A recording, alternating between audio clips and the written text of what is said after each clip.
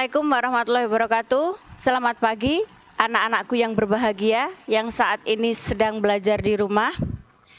Baik, hari ini Ibu akan mulai dengan pembelajaran Bahasa Indonesia kelas 12. Untuk bab 7, kita akan mempelajari tentang surat dinas. Apa itu surat dinas? Surat dinas merupakan surat yang dibuat oleh instansi atau dinas untuk berbagai kepentingan. Di sini, ciri-ciri dari surat dinas antara lain menggunakan kop surat dan instansi atau lembaga yang bersangkutan. Yang kedua, menggunakan nomor surat, lampiran, dan perihal. Nomor 3, menggunakan salam pembuka dan penutup yang baku. 4, menggunakan bahasa baku atau ragam resmi. 5, menggunakan cap atau stempel instansi atau kantor pembuat surat. Dan yang terakhir, keenam, adalah format surat tertentu. Kita lanjutkan untuk format surat dinas. Format surat dinas yaitu tata letak atau posisi bagian-bagian surat, termasuk di dalamnya penempatan tanggal, nomor, salam pembuka, salam penutup, tembusan, dan lain-lain. Berikut adalah jenis-jenis dari format surat dinas, yang mana sebelumnya sudah dijelaskan oleh Pak Singgih pada materi surat lamaran.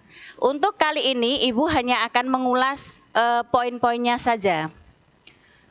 Jenis-jenis format surat dinas, yang pertama ada bentuk lurus penuh atau kita sebut dengan istilah full block style.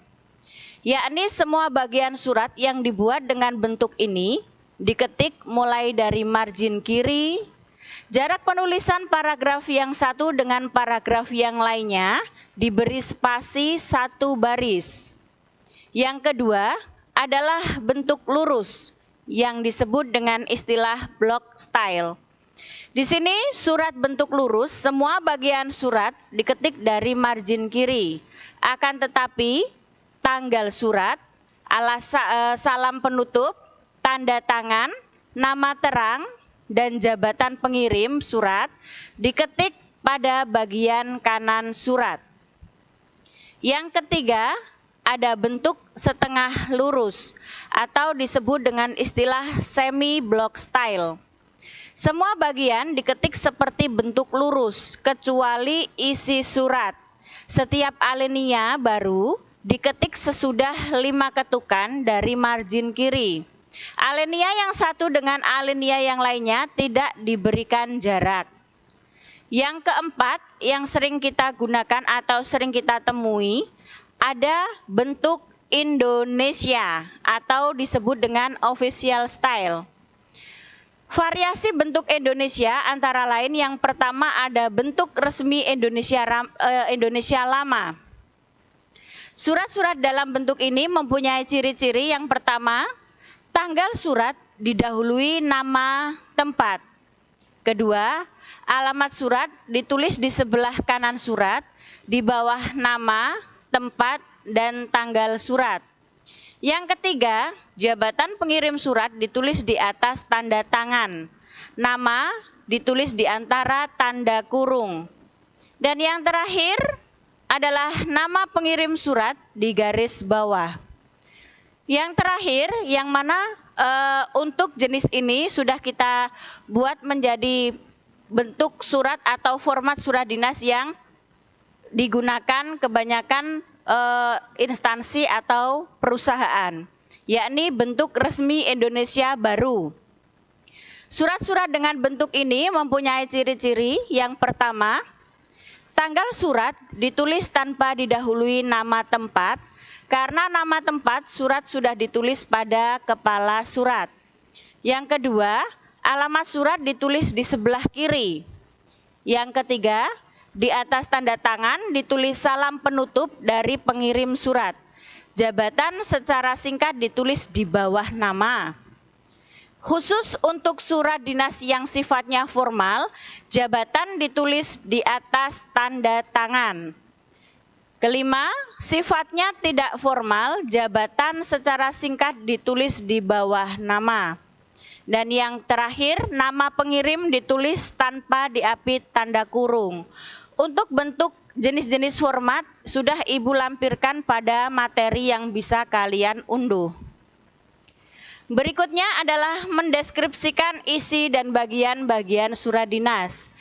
Yang pertama, kita mempelajari tentang kepala surat. Kepala surat sering didengar dengan istilah kop surat, yaitu bagian surat paling atas yang berfungsi memudahkan penerima surat untuk mengetahui nama dan alamat kantor instansi atau organisasi yang menerima surat. Yang kedua, tentang nomor surat. Nomor surat adalah urutan nomor yang telah dikeluarkan oleh instansi atau organisasi tersebut. Kode surat adalah kode klasifikasi masalah yang disampaikan dalam surat tersebut. Sedangkan tahun yang tertera pada nomor surat menunjukkan tahun pembuatan surat. Yang ketiga adalah tanggal surat. Sebaiknya tanggal, bulan, dan tahun ditulis lengkap, karena apabila disingkat dapat menimbulkan kesalahpahaman dan dirasakan kurang santun. Fungsi tanggal surat ialah sebagai petunjuk dalam proses pengarsipan surat. Yang keempat, sifat surat. Sifat surat biasanya digunakan untuk surat menyurat di kalangan militer, sedangkan di kalangan sipil jarang sekali digunakan. Kelima, ada lampiran. Lampiran adalah bagian surat yang berguna untuk menunjukkan adanya sesuatu yang disertakan bersama surat. 6. Hal atau perihal. Hal atau perihal berfungsi untuk mengetahui isi atau inti pokok masalah pada surat yang dikirim tanpa harus membaca surat tersebut secara keseluruhan. Ketujuh, alamat surat. Fungsi dari alamat surat ini adalah sebagai petunjuk langsung bagi penerima surat. Yang kedua, petunjuk arsip dalam penyimpanan surat. 3, mempermudah petugas pos. Dan yang keempat, sebagai alamat luar jika menggunakan sampul berjendela. 8, ada salam pembuka. Salam pembuka digunakan sebagai kesatuan berbahasa tulis. Salam pembuka digunakan sesuai dengan keperluan penulisan surat. Kita lanjutkan ke bagian isi surat. Isi surat adalah bagian surat yang digunakan untuk menyatakan berita atau sesuatu yang ingin dinyatakan dalam surat tersebut. Isi surat terdiri dari, pertama, paragraf pembuka. Paragraf pembuka adalah bagian surat yang berfungsi sebagai pengantar pembaca kepada inti pokok surat. Yang kedua, isi surat sesungguhnya, yakni memuat sesuatu yang akan disampaikan, diberitakan, dinyatakan, atau dimintakan kepada penerima surat. Dan yang ketiga, ada paragraf penutup yang berfungsi untuk menutup surat. 10, ada salam penutup. Salam penutup sebuah surat dapat digunakan untuk menunjukkan rasa hormat dan rasa keakraban pengirim surat kepada penerima surat. 11, tanda tangan, nama, dan jabatan penulis surat yang belum ditandatangani orang yang berwenang, belum dianggap sah, atau bahkan dianggap tidak sah. Jadi sangat penting dibubui tanda tangan dan nama serta jabatan penulis surat atau pengirim surat. 12, ada tembusan. Tembusan atau distribusi surat, atau kita sering mendengar dengan istilah CC, carbon copy, adalah bagian surat yang dipakai untuk menunjukkan adanya pihak atau orang lain yang juga menerima surat itu selain penerima surat. 13, inisial. Inisial adalah singkatan nama pengonsep surat dan nama pengetik surat yang ditulis pada bagian kiri bawah sebuah surat. Baik, kita lanjutkan untuk menganalisis unsur kebahasaan surat dinas. Berikut hal-hal yang harus diperhatikan dalam penulisan surat dinas. Yang pertama adalah pilihan kata. Pilihan kata yang pertama yang harus kita perhatikan, surat dinas menggunakan kata-kata baku, sehingga hindarilah menggunakan kata tidak baku. Yang kedua, surat dinas menggunakan kata-kata yang lazim digunakan. Oleh karena itu, hindarilah penggunaan kata-kata istilah asing yang jarang didengar atau diketahui arti dari istilah tersebut. Yang ketiga, menghindari kata yang bersinonim dalam satu kalimat karena merupakan hal yang mubazir. Dan yang keempat, pilihan kata harus tepat.